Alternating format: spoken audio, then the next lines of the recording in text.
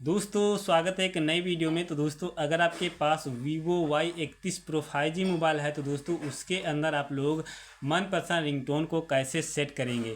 तो दोस्तों जाना अपने मोबाइल की सेटिंग के अंदर जाने के बाद दोस्तों यहाँ मिलेगा साउंड इज वाइब्रेशन, यहाँ पे क्लिक करना है।